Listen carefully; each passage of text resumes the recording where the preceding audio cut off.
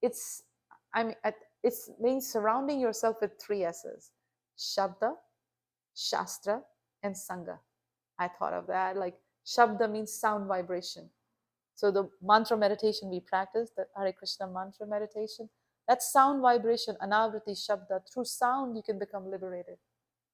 The kind of sound you expose yourself to will determine where you go.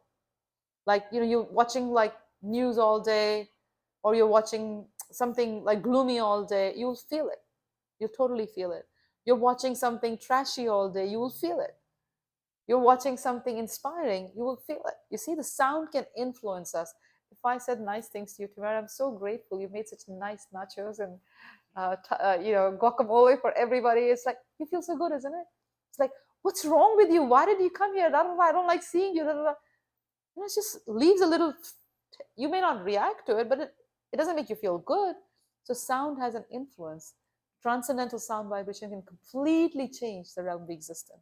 So having that sound connection, shabda, constant mantra meditation in your life, it really helps rise. Number two is shastra. You're chanting, but if you're not reading the books, if you're not got any knowledge of what you're doing, you will lose enthusiasm. They go together. They're almost like what are they called? Conjoined twins. They're almost like conjoined twins. You've got, if you read, you'll have your inspiration to chant. You're chanting, you want to read. They go together. You got to have some knowledge. And then the third one is sangha. You need association. It helps to come on Friday, right, and connect with everybody here, right, Andrea, a little bit, right? We see each other. I saw you, and I saw the bag of nachos, and I felt so good. I was thinking in my head, I was like, my life is made. It's like James sent me a message earlier this week, and he wrote a really nice document on what he wants to do for devotional service. I was so happy to see it. I was like, do what you want. Be like this. Remember my reaction? I was like, this is exciting, because you can see the natural response of the soul. You read, you chant, and naturally you want to do something. Naturally you want to do something. And when you see that happen, you see just like my little plants, when I went out today, I could see like the bulbs that had gone dead in the winter, they're starting to germinate. And I was like, yay, they're coming out. It's natural, isn't it? It's natural. When everything's right, they'll come out. Same way bhakti is natural. It just naturally manifests. So you surround yourself with shabda, sangha, and shastra, and naturally things will progress. And the next thing, it's very important, the I in the crisis, the next I, is for incremental baby steps. Change will not happen overnight. You may want it to happen overnight, but it won't. You have to be patient with yourself, incremental. Sometimes when you start standing on, like I remember my Guru Maharaj telling me that, you're standing on cracking ice. What's it called? Like the ice is cracking. All you can do is jump to the next spot that's available. You may not know your whole strategy of how you will get to the end, but you just, the next spot, right? You got to just, so sometimes when you're in a crisis situation, it's like that. You may not be able to see what you want to do 6 years from now. You may not be able to see your whole future, but maybe you can see what you can do today. One thing you could do better today. And it might be a very small thing, like I'm going to get up today, open the door, and just get sunlight for 15 minutes. I know I have had to do that. Like, I'm just going to open the door and step outside and do the sunlight thing for 15 minutes. And that's all I can do. That's a big deal. It's a big deal, an incremental step, because we're not alone in our journey. Krishna's in our heart. You take one step in the right direction, Krishna takes 10 in your direction. So like, open the door, I'm going to step out, and I'm going to chant. I'm going to just do that much. That's all I can do. You may think and others may think it's nothing, but actually Krishna sees it. So never underestimate the value of one right step. Never underestimate that. It's very powerful. One right step in the right direction means the next one will come naturally. You're one step closer. And the last S is for surrender. Uh, a lot about success is having faith in something greater than yourself, and surrendering to that. I'm not saying this from a spiritual perspective alone. I'll give you the example of Steve Jobs. Yeah, 1976 he founded Apple computers. 1976. 1985, he got fired from the very company that he created. Imagine, like, what you feel, how crushed you are, because more talented you are, more smart you are, the more crushed you get, right? You get, say you got fired from like maybe a cashier's job.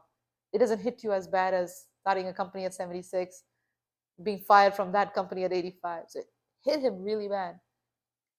And for 12 years later, in 1997, Apple Computers took him back, which is when he started to launch the iPad, iMac, everything. But the 12 years he went through, he's described it was the most difficult time, but he's described it was the most creative time of his life. And he gave a commencement speech at Stanford, and I kind of like got a little quote from there, which I thought was very inspiring. Let me see. Yeah, I'll say what he said, okay? I didn't see it then, but it turned out that getting fired from Apple was the best thing that could have happened to me. The heaviness of being successful was replaced by the lightness of being a beginner again. Less sure about everything. It freed me to enter one of the most creative periods of my life. You can't connect the dots looking forward. You can only connect them looking backward, he said. So you have to trust that the dots will somehow connect in your future. You have to trust in something, your gut, destiny, life, karma, whatever. He said karma too. This is a very important point. You can't see it going, you can't see the future. Like we started our conversation today by saying, you tell the future, be great. You can't see the future, but you can look back and see, oh, the dots are connecting. In my life, that happened, this happened because I could do this. Like oftentimes I think about, why did I go through that when I was a teenager? Why did I go through this when I was a teenager? But now I look back at it, I'm like, if I didn't go through that, I wouldn't be able to connect with the people that I connect with today. Because I would never understand their pain. I would never understand what they're going through if I hadn't gone through that. Neither would I have made the choices, drastic choices like, giving it all to my spiritual life if it was all too comfortable, if I didn't go through those difficult circumstances. So now I look back, but in the moment you can't see it. Even recent, like, even in the recent future, recent past, like not even when I was a child, but when I was going through some sort of a like mental distress, I remember asking my teachers, I try to understand what's happening. I think I figured out why it's happening, and they kept telling me again and again, you will not figure it out right now. You can't see it right now. They kept saying it again and again. They said, you'll see it many years later. Krishna will help you see it, but you'll see it many years later. You won't see it now. So then how do I move forward? How do I have inspiration? How do I move forward if I can't see it? You can't see the future, but you can see the past. And you can see someone's carried you here. And you can see that same personality will carry you forward. That ability to see the Supreme is reinforced if you have a strong chanting, if you have strong reading. It's reinforced. But one must have faith and trust. Otherwise, you don't know where to go next. We're not psychics, but we are people of faith. It's natural for us to have faith in something sublime. It's natural for human beings to have that. So the last S is surrender. In times of difficulty, you must surrender to the Supreme, and that helps us move forward.